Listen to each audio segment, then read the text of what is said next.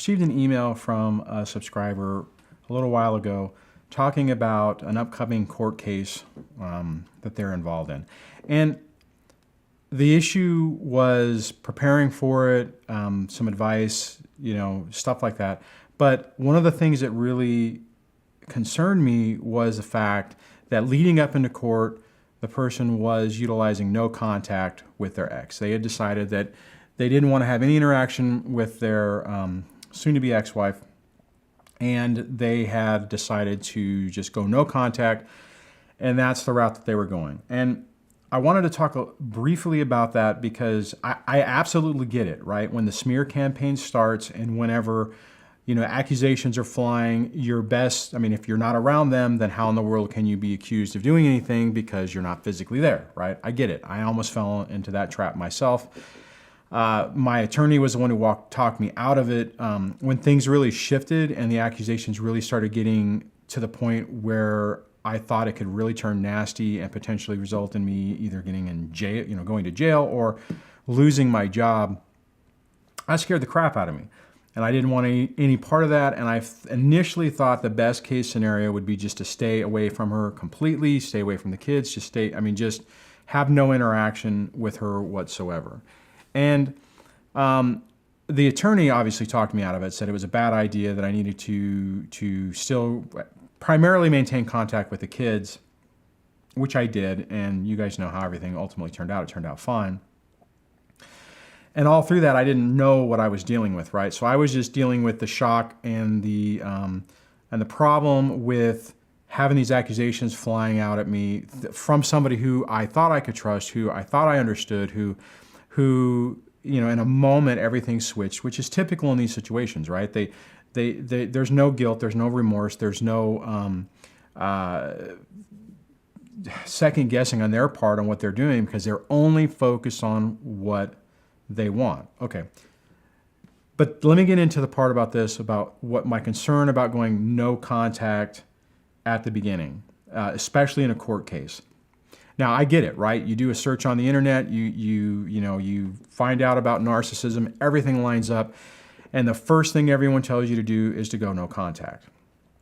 And if you have any ability to go no contact, that is absolutely the best choice. If you don't have kids or you don't have any requirement to actually interact with this person, going no contact is the best solution for you because it eliminates any potential for the person to basically suck you back into the illusion, and it helps you to get that distance so you can start recovering and start your healing process. Okay. But so here's the problem if you have kids. If you go no contact when you have kids and you refuse to have any interaction with your ex, there is a strong probability or possibility that they are going to use that against you to try to demonstrate that you're unwilling and unable to co-parent, that you have bigger issues and can't rise to the occasion to interact with your ex for the good of the kids. Now, we already know that they could care less about the good of the kids. It's all about them and it's all about what they're trying to accomplish. The problem is whenever we do certain things like this, we give them ammunition to use against us to build their own story and to support their illusion or their perspective on what's going on.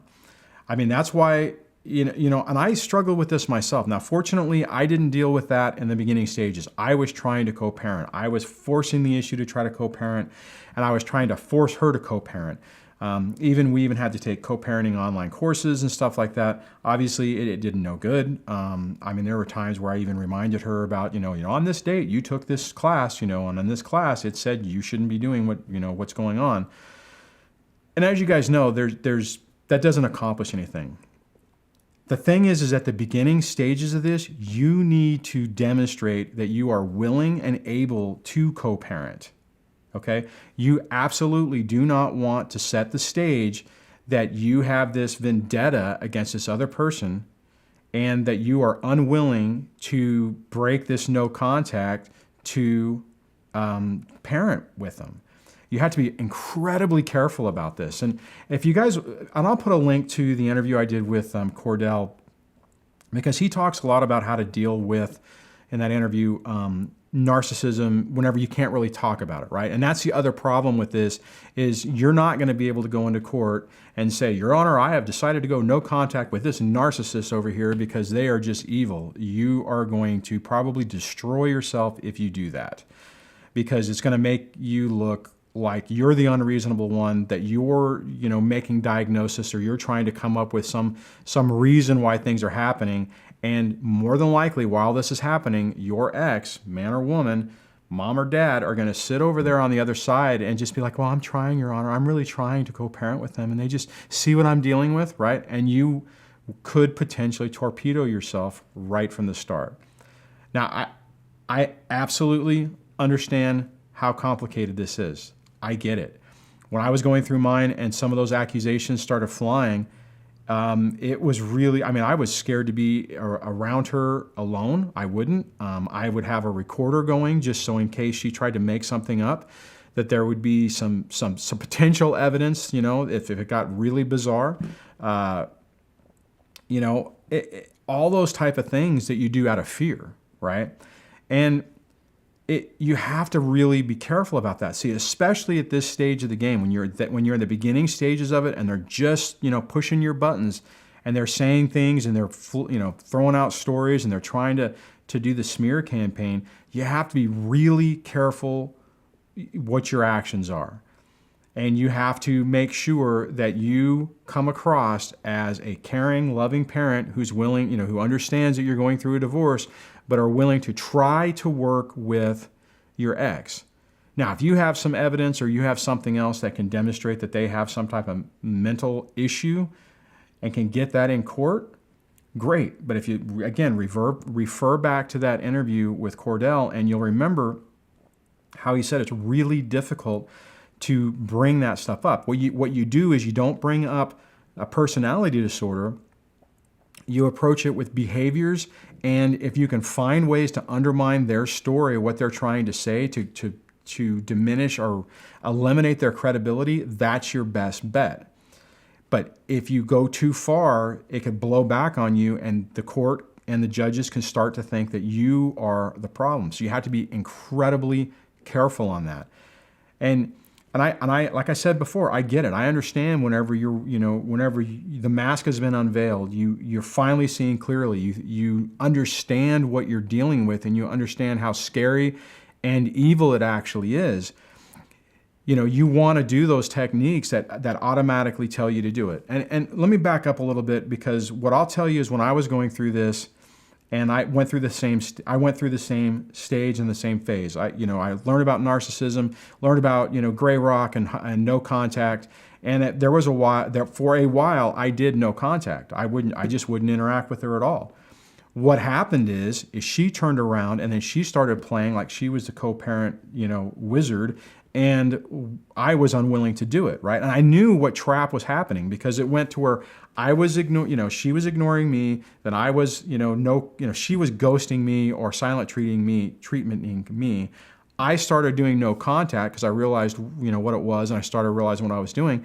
That changed her tactic to where she came back and she was like, oh, well, here, let's share information. Let's co-parent, And I'm like, oh, crap. And then part of that in those emails was little notes or little tidbits of information to where she's trying to build that email case that I'm unwilling to interact with her, right?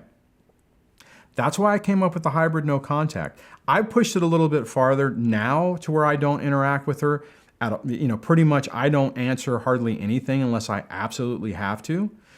But I will tell you that if I was in the midst of a court case, or if it was one was coming up, that would not be really an appropriate reaction. I would need to respond. I would need to be able to demonstrate that I'm willing to communicate with her. Now, when the snarky comments and everything come in, and all that BS that happens from these people, ignore that, like I talk about on the hybrid no contact video, which I'll leave a link up here for that. That's But then that's okay. Then you have to sit there and demonstrate that you can share information, that you will have some type of communication. That doesn't mean that you have to sit there and have coffee every day to do it, right?